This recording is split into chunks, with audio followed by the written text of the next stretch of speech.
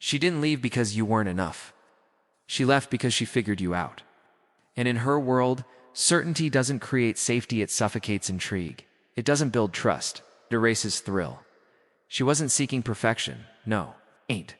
Was drawn to the unknown, to what she couldn't quite name. She craved mystery, tension, the slow unraveling. And you, my friend, you became solved. You became predictable. Understand this. The world doesn't reward loyalty as you were told. Respects restraint. And the highest form of restraint you'll ever learn is over yourself. You were taught to be kind, to give without end, to love with your whole heart, and to expect nothing in return. The narrative was clear. Goodness was noble. Selflessness would win her admiration, her heart. But that was a beautiful lie, wasn't it? A lie told by those who never understood the undercurrent of human desire. Machiavelli wouldn't have scoffed out of malice. He would have laughed quietly because he knew what many men never grasp. Power is not handed over. It's seized, and it's seized by the one who conquers the battlefield within. She didn't distance herself because you lacked value. She pulled away because you were always present, ever available, emotionally exposed, and far too easy to reach. There was no chase, no veil to lift. You became familiar, then expected, then taken for granted. You weren't a riddle anymore. You were an equation solved. And what's solved can be anticipated, and what can be anticipated can be manipulated. And what's controlled, it can't be desired. That flicker in her eyes, the one that once made your heart believe it had, found home that wasn't love, and that was nature. That was the primal energy of contrast, polarity, the eternal game of opposites, and you, unknowingly, stepped off beat. You thought her curiosity meant loyalty, mistook her tests as vulnerability, but they weren't. They were instinctual, trials to see if you could lead. Machiavelli once wrote, "A ruler does not need to be good. He only needs to survive. And survival, especially in love, isn't about winning approval. It's about becoming untouchable, not heartless, not distant, but stable, composed, anchored. In the quiet war that often lies beneath the surface of attraction, it's not the loudest man or the one who tries hardest who wins. It's the most unreadable. The one who doesn't crumble under pressure.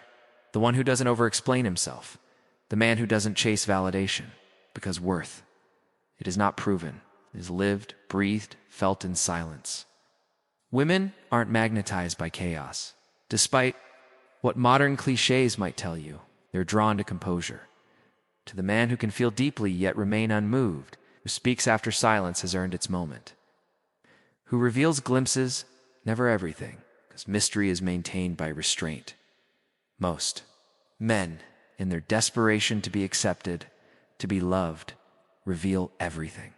They rush, they overshare, they compliment too quickly, confess too icily, try too hard. But underneath every overstep, every rushed expression, is a whisper that echoes one haunting truth.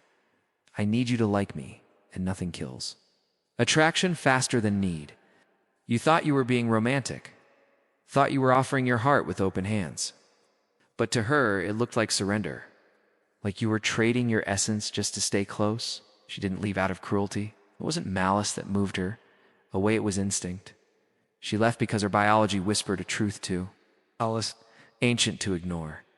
This man is centered on me, not himself. And that, to her internal compass, didn't feel like love. It didn't feel like devotion. It felt like danger. It's like imbalance.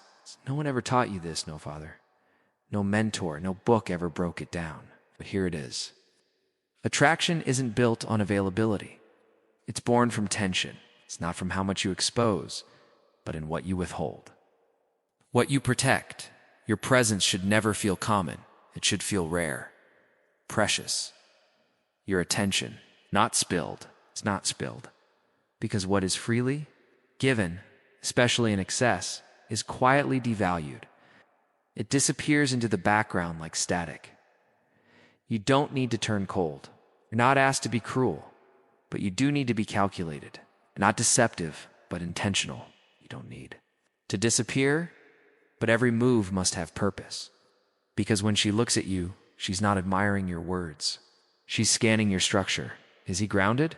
Is this a man led by impulse, or is he centered in purpose? And if she senses if, even for a moment, that your world orbits her instead of something higher, she will recoil. Not because she's unkind, but because something primal inside her warns. A man who bends too soon will shatter even faster. Machiavelli never wrote about love, but he wrote about leadership. And what he gave to kings applies to you now. If you don't govern your emotions, someone else will. And the instant she knows she can pull your strings with a whisper, she loses something unspoken. The desire to stay, the respect to follow, not because she's broken, but because you handed over control of something sacred or center. She was never meant to hold. She won't announce she's testing you. She doesn't need to. Her silence will tell you everything. Her absence will echo. Her slower replies, her colder tone, the growing space where warmth once lived, all of it is the test. And most men tragically fail it. They chase, explain. They panic, they overcompensate. It's not because they're weak, but because they've built their foundation on her comfort. It's not their own integrity. But you must be different. Because when she pulls away, she's not asking, do you care? She's asking, can you hold your frame? She's not trying to destroy you, she's trying to locate you. To find out what you're made of. She wants to know. When the warmth vanishes, do you collapse, or do you ignite from within? You thought she was losing interest. You thought the right move was to win her back. But this was never about attraction.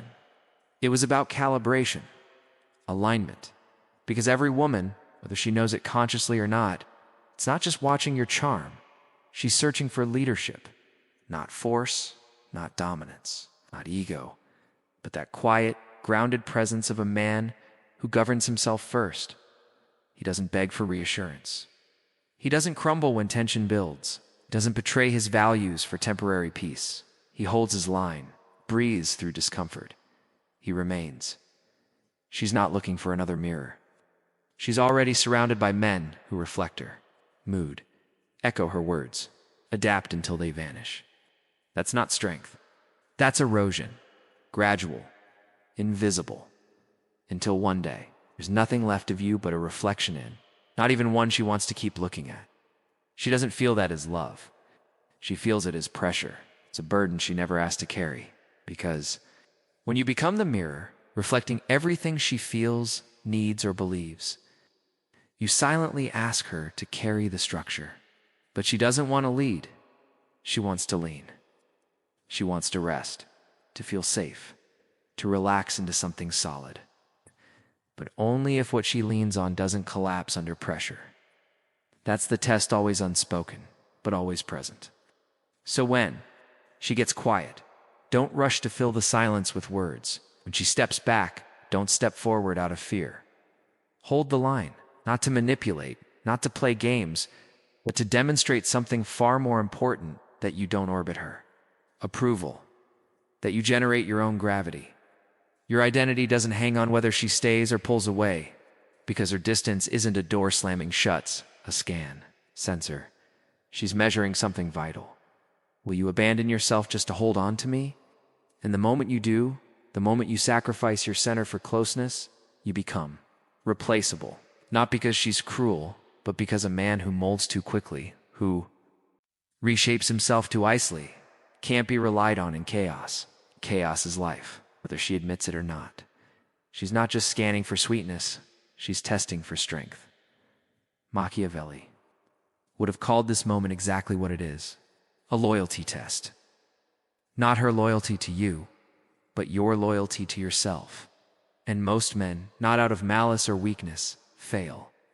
Because no one taught them that emotional presence isn't earned by performance, it's earned by stillness, by not flinching. She doesn't want another poem. She wants your poise. You don't need to convince her of who you are. You need to show that you won't dissolve trying to prove it. Because if she can shake you, even a little, she can never fully trust you. Not because she's difficult, but because something deep in her knows. A man who falls apart under pressure cannot protect her when the storms come, and they always do.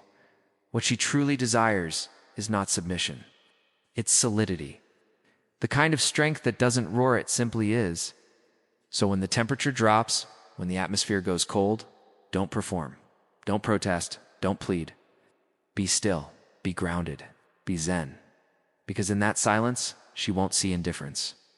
She'll feel power, not the loud aggressive kind that seeks to dominate the room, but the quiet kind. The kind that builds temples, the kind that weathers decades and doesn't waver in storms. Because in that silence, in that unshakable energy, she sees the one thing that finally makes her feel safe in a world of noise. A man who cannot be moved by uncertainty. You didn't chase her because you loved her. Not really.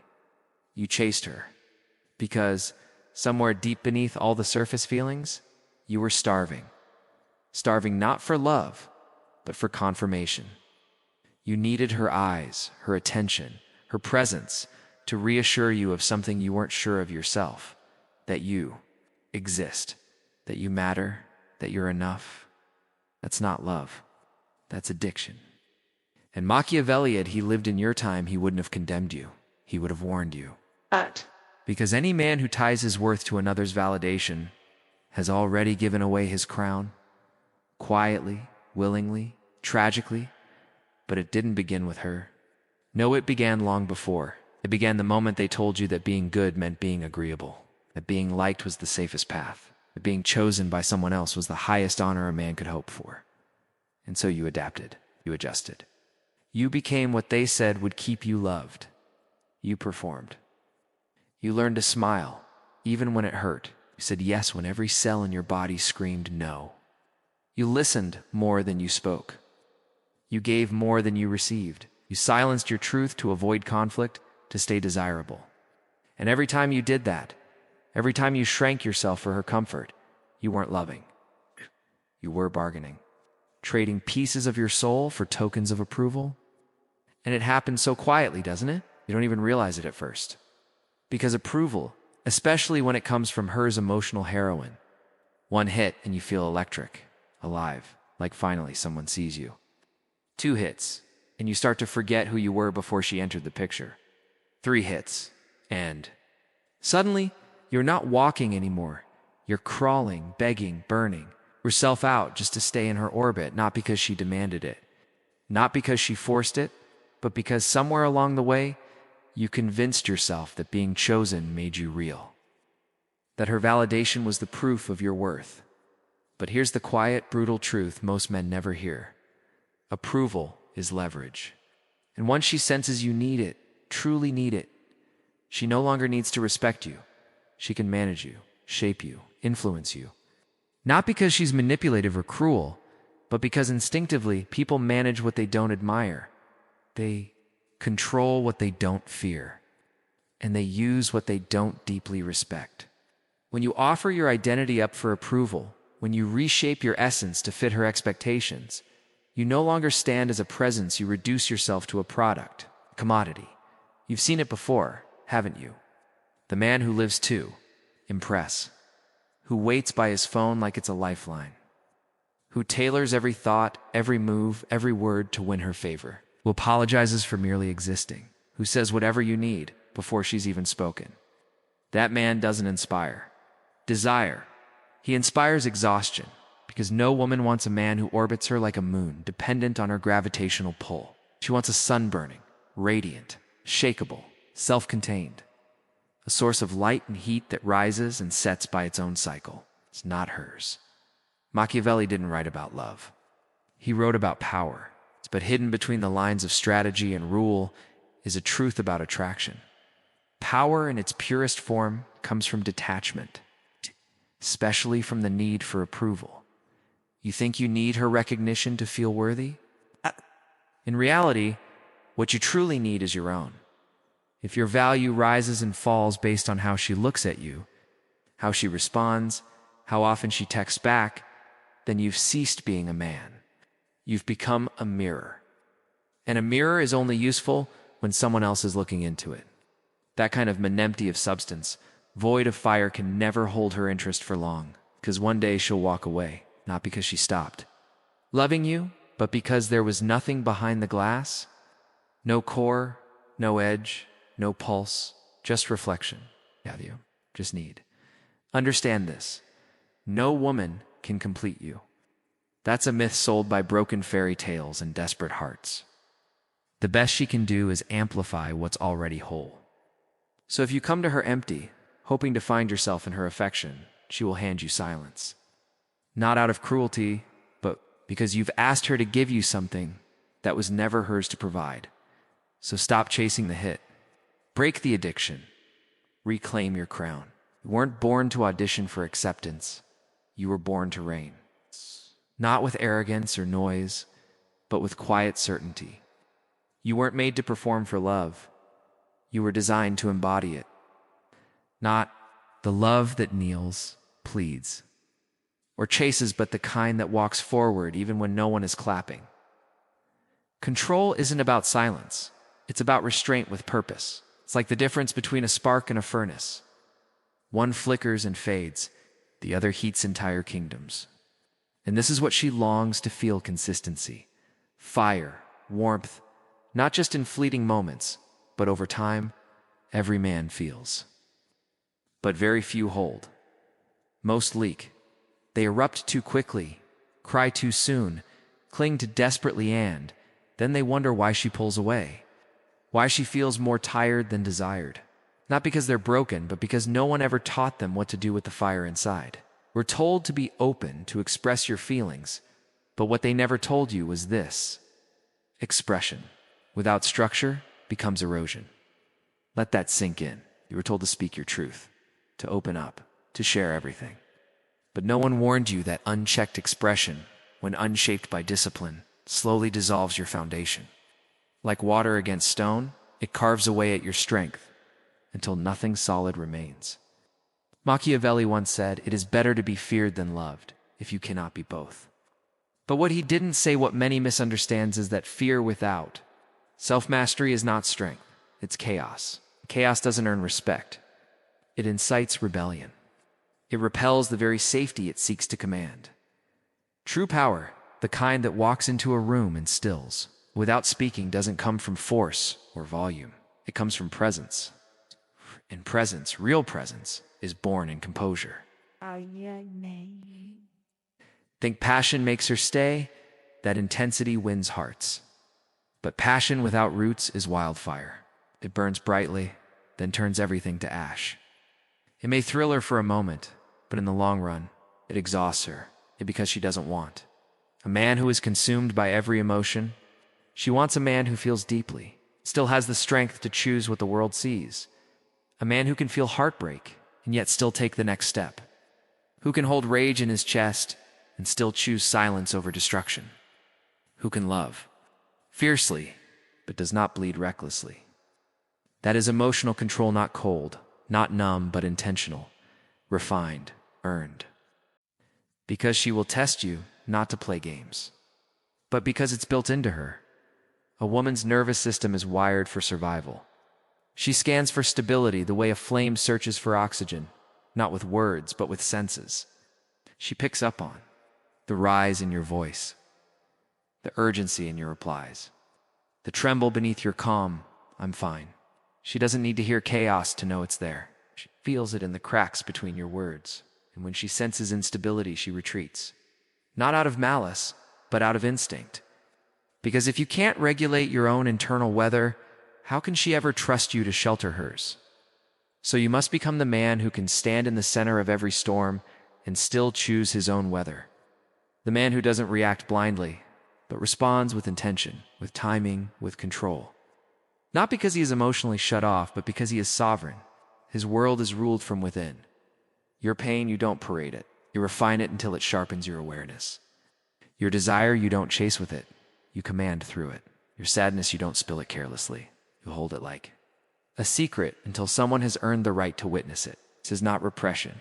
It's strategy. This is mastery, not masking. Intensity might catch her eye, but it's stillness that earns her trust. She doesn't want to carry your chaos. She wants to find her balance in your center. If your emotions simply mirror hers, she feels alone in the storm. But if your steadiness grounds her, she will soften. She will lean in. She will surrender not to control, but to certainty. So when the waves come, when she sends you silence, storms, or tests, don't sink. Don't scramble to fix it. Don't shout to be seen. Just stand still, present, unshaken. Not because you don't feel, but because you do. And you choose when and how that power is revealed. That is masculinity in its final, most potent form. Because true strength isn't about shutting your emotions down. It's about owning them with such depth that they no longer control you. They serve you. And when she sees that, when she senses that nothing she does can shake your center shy, excellence. Not because she wants power over you, but because she finally feels safe enough not to. That stillness, that restraint. That quiet flame that doesn't flicker, even in her most unpredictable storm, that is the man she remembers. That is the man she respects. That is the man she follows. Not because he asked, but because his presence said everything without saying a word. It wasn't what he did, it was what he didn't need to say. The man she stops desiring isn't the one who failed. It's the one she figured out. Not because he lacked depth or substance, but because he revealed too much of it. It's too soon and far too often. You thought consistency was connection. Always being there would earn you permanence. You were taught that loyalty meant availability, that showing up without question, replying without pause, giving without limit, would somehow prove your devotion. But what you built wasn't love, it was predictability. And predictability doesn't feel safe to her. It feels stagnant, because attraction isn't born in comfort zones. It's not ignited by routine or reliability. It lives and breathes in tension, not chaotic drama, but subtle, alive uncertainty. She doesn't crave routines, she craves rhythm, not schedules written in stone. It's but a pulse that makes her lean in. The moment she can map out your next word, your next action, your next emotion, she no longer feels drawn in by you. She feels dulled, numbed. You become emotional software, efficient, consistent, forgettable. But the man who understands this game, with delicate dance, plays by different rules. He doesn't manipulate, he maintains. He recognizes that mystery isn't deception, it's sacred tension. It's the oxygen that keeps the fire from burning out. That man isn't always available. He isn't always visible, reachable, explainable. He doesn't respond to every signal immediately, not to punish, not to test, but to create gravity, Machiavelli said. A prince must learn how not to be good when the situation demands it. And in the domain of desire, too much goodness becomes passivity. Too much availability becomes background noise. The powerful man finishes conversations intentionally. He withdraws not to vanish, but to become rare, not to play childish games, but to control rhythm. Because love at its most potent is like music hand. Music lives not in constant sound, but in the sacred spaces between notes. Too much sound? Just noise. But a pause, a silence, can become a symphony. Let her wonder. Let her sit with her questions. Let her ask, not aloud, but in that quiet part of herself. Where is he? What is he thinking right now? Not just where he is physically, but where he is emotionally, mentally. That uncharted space, that lingering unknown, doesn't push her away. It draws her in. Because the man she can't fully define is the man she can't fully dismiss. You want to be unforgettable? Don't give more. Give less with purpose. A compliment that arrives unexpectedly after days of silence hits harder than a daily affirmation. A gaze held a second too long stirs more emotion than 1,000 words. A message, calmly delayed, becomes a verse. This isn't about withholding love. It's about sculpting energy, tuning frequency, commanding presence. When you give everything, upfront, she no longer feels the need to earn you. And what is not earned, no, is rarely cherished. Women don't drift because they stop loving. They drift because they stop wondering. Curiosity fades. And so does desire. So be kind, but not always available. Be warm, but not endlessly accessible. Be present, but never predictable. Control the rhythm, and you control the pull. Because love that is always there becomes wallpaper, familiar, unnoticed, easily overlooked. But love that is sculpted, measured, intentionally rare, that kind of love becomes obsession. This isn't manipulation. It's psychological architecture. It's a structure of intention and restraint, not deception. And if you master it, You'll never need to beg for attention. You'll command it effortlessly with your absence. She lean in, not because you pushed harder, but because you pulled away with quiet, confident power. Your energy's currency. And just like money, its value is determined by its scarcity.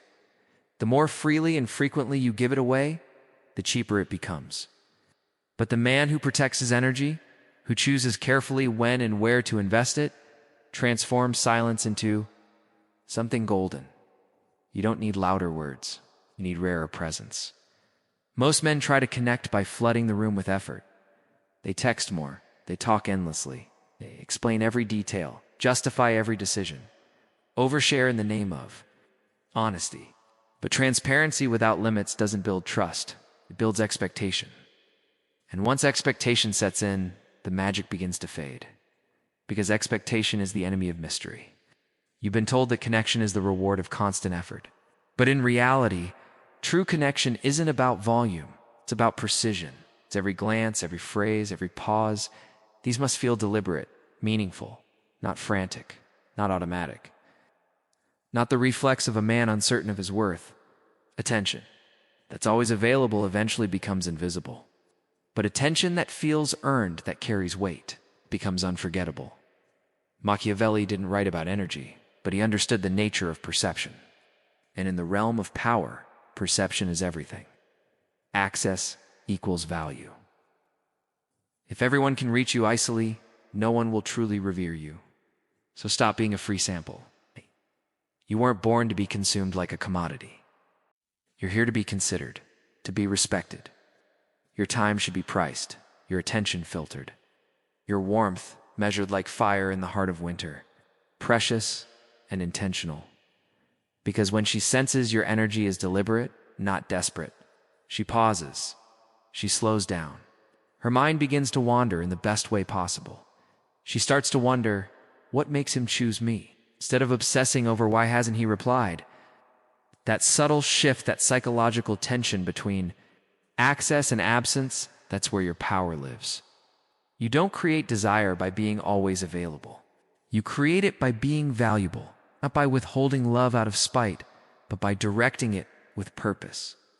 The man who gives everything all the time to everyone loses everything. But the man who gives with intention, he builds mystique, intrigue, depth. She won't always say it aloud, but she feels it.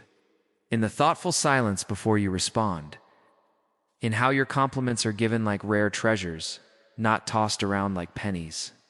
In the way your eyes don't chase approval, they assess quietly, confidently. You're not reacting. You're reigning, because presence isn't about being seen constantly. It's about being felt deeply. And the man who is felt in silence will be remembered long after he's gone. This isn't cruelty. It's calibration. This isn't coldness. It's sovereignty. Because when your energy becomes rare, it becomes expensive. And when your presence becomes expensive, others rise to meet its value.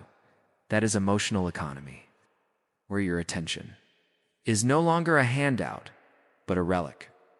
Where your words aren't background noise, they're signal, intentional, commanding. Where you no longer chase applause, but awaken awe. You're not here to be easily understood by everyone. You're here to be unforgettable to those who've earned the right to witness your depths. So stop giving discounts. You are not clearance stock. You are crafted, rare, price stand. What is priced is fiercely protected. You lead. A man's power isn't defined by what he desperately clings to. It is revealed in what he can walk away from without losing himself. Most men stay too long not out of love, but out of fear.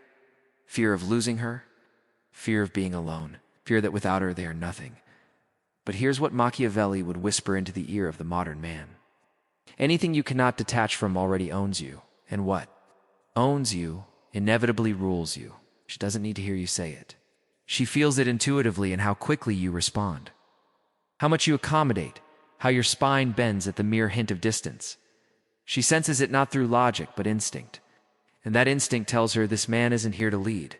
He's here to be chosen, yet detachment changes everything. Not coldness, not apathy, but sovereignty. Detachment is the art of caring deeply without collapsing, of loving fully without begging, of being present without making her your entire purpose.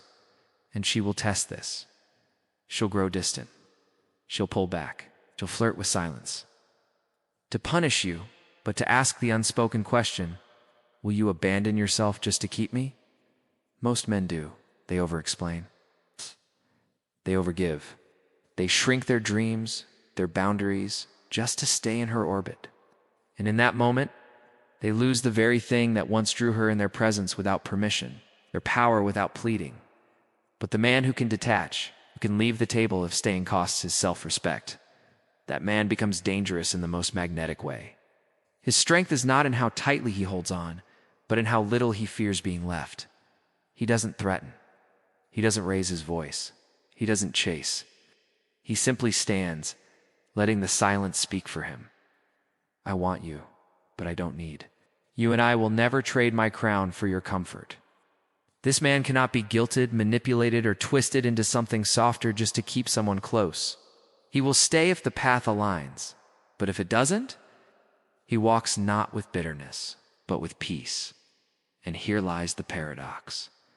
When a man can walk away, that's exactly when she wants to follow, because that kind of detachment doesn't feel like distance, it feels like depth. She no longer sees a man orbiting her light. She sees a man who is the light hole, rooted, radiant on his own, and something inside her awakens, not out of submission, but out of reverence, because for the first time she doesn't feel responsible for your worth. Instead, she feels invited into a world that doesn't collapse without her. That is where leadership begins, and longing is born. Not from how tightly you hold her, but from how fully you've claimed yourself. She doesn't follow the man, convinces her. She follows the one who never needed to.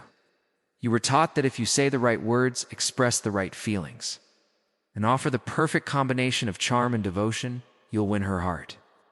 But what no one told you is this. Real power doesn't speak loudly, it doesn't sell. Itself, it doesn't chase approval, it simply exists, certain, immovable. Machiavelli understood this truth long before modern minds. Caught on persuasion is often the currency of those who lack presence. The more you try to convince her, the more uncertain you seem, not because your intentions aren't genuine, but because true confidence doesn't broadcast itself. The man who is deeply rooted in his truth doesn't need applause to feel valid. His truth is not up for debate, doesn't argue to gain trust. He simply aligns with his own values. He doesn't posture to attract attention. He radiates. He doesn't need her to believe in his value, because his value is not on trial, not a pitch to be rehearsed. It's a presence to be felt. And when he enters a room, he doesn't shrink to accommodate the energy already there. The room bends subtly to his. He speaks little, but each pause in his silence carries weight. His stillness captures attention, not because he demands it, but because he brings something rare into the space. It's respect that stands firm even when it's not acknowledged. He listens without reaching to impress. He observes without overanalyzing. Guilt, and yes, without fear. Because the most magnetic man in any space isn't the loudest, he is the most centered. She may doubt him. She may test him. She may even try to shake him to see if there's any part of him that bends for approval. But she won't forget him, not because of what he tried to show, but because of what he chose to withhold. He leaves an impression, not in the details he shares, but in the strength of what he keeps to himself. There is a gaze in his eyes that says, I've already chosen myself. Whether you stay or go, my gravity remains unchanged. And that subtle, steady posture, that's what draws her in. Not the pursuit, but the posture. Not performance, but presence.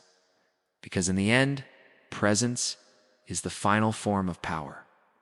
When your breath, your thoughts, your pauses, and your decisions all speak one aligned truth. I don't need to be understood. I need to be in alignment with myself. That kind of alignment can't be faked. It can't be memorized from a script. It must be earned, lived, and forged through inner clarity. And she'll feel it not like heat, but like grounding. Not like seduction, but like certainty. And perhaps only later she'll realize that. She stood in the presence of a man who never chased what he couldn't keep without breaking himself. This man doesn't have to declare his worth. He is his worth. And when you become that man fully, quietly, completely, you don't pursue her heart. Become the gravity around which her attention orbits, even in silence. Even when you say nothing, no crown is required, no apology necessary, no performance needed, just presence. The kind of presence that is unshakable, rare, and undeniably real, because the highest form of power isn't in proving you have it. It's in becoming the man who never has to.